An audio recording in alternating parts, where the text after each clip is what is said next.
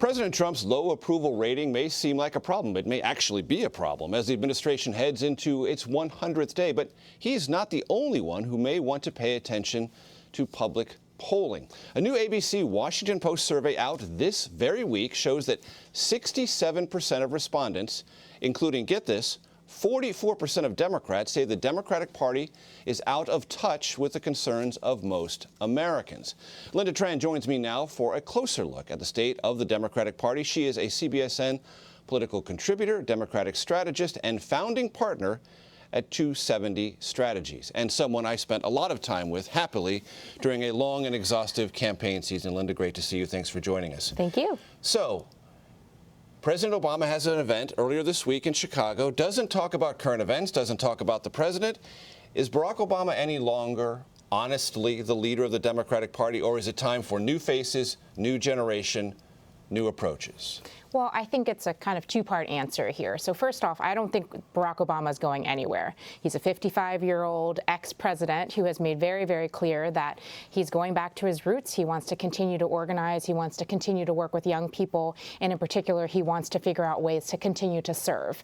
He's also highlighted that in the issue of redistricting, that is a topic that he's going to be engaged in, and that's someplace he's going to contribute over the long haul. Because some Democrats, including the former president, have concluded that the losses Democrats suffered during his 8-year presidency were not really his fault, but possibly more the fault of redistricting. Or at least redistricting is a more significant part of that equation than some might suspect or currently believe. Sure. I mean, I don't think that anybody who's paying attention would say that the districts that have been drawn in this country are anything besides gerrymandered. People who are in power want to stay in power. For Republicans and Democrats. For Republicans and Democrats, exactly. And so that's certainly an area that if Democrats want to make progress over the long run, there's going to need to be change, there's going to need to be focus, and the fact that the former president is engaged on that is probably a very good thing for Democrats. How worrisome is that number I just read about a majority of respondents in a respected survey, long history, ABC Washington Post, believe the Democrats don't understand the concerns of average Americans? You know, I think it's definitely concern.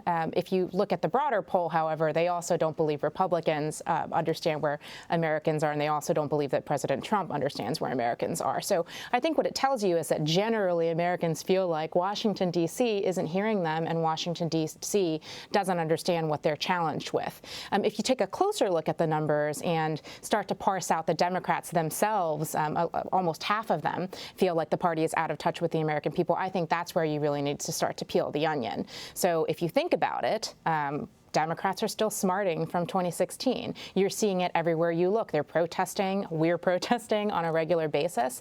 And there's a lot of concern about what went wrong, especially because people were blindsided by the results. And so I don't think it's surprising that Democrats are just kind of questioning where things are at within the party. Would it be useful to think of where the Democratic Party is and where it's going to be for the next 12 months as to basically short-circuit it to two words: resist and recruit?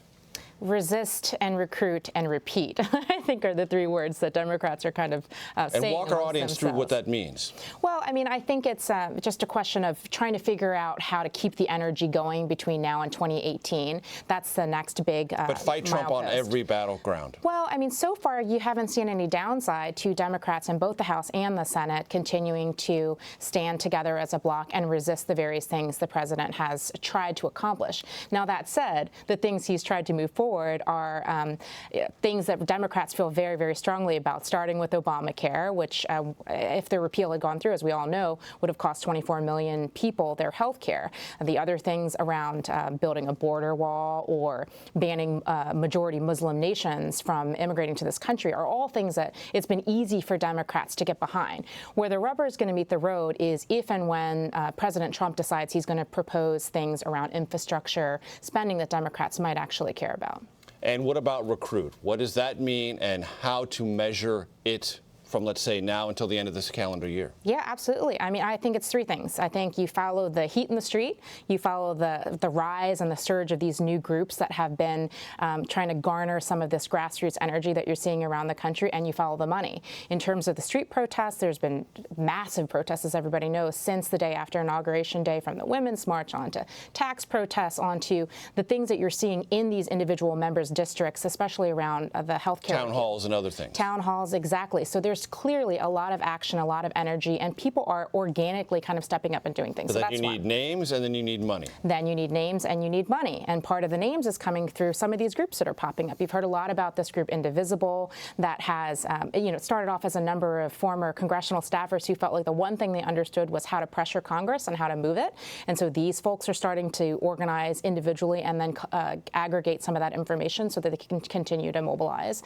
And then on the money front, we've seen a number of things. So you've seen some organic donations to legacy organizations like Planned Parenthood, who, as I understand it, got hundreds of thousands of dollars of donations just through their website unsolicited shortly after the election, and I imagine are continuing to see support that way. And then you're seeing people pour money into special election contests that in another year nobody would have been paying attention to, like the Georgia 6th District. As we just saw, tons of money got poured into that. And the Democrat, the upstart Democrat, the young person who was running against Jon Ossoff. Exactly. Jon Ossoff nearly took it outright and missed that margin just by 2 points. Right. So before I let you go, you have two special elections. Mm-hmm.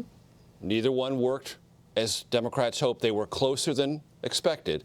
When do Democrats need to actually put something on the board to say the attitude is not only changing, resistance matters, but can actually be a victory achieved? I think that it is important to see some sort of victory, but probably that marker is when we start talking about governor's races. So far, it's been a victory of sorts to see the kind of gains and the traction that have been made in districts that should have been blowouts for Republicans by double digits. So you're talking about Virginia governor's race? Sure. Virginia's governor race. That'd be a hold, though.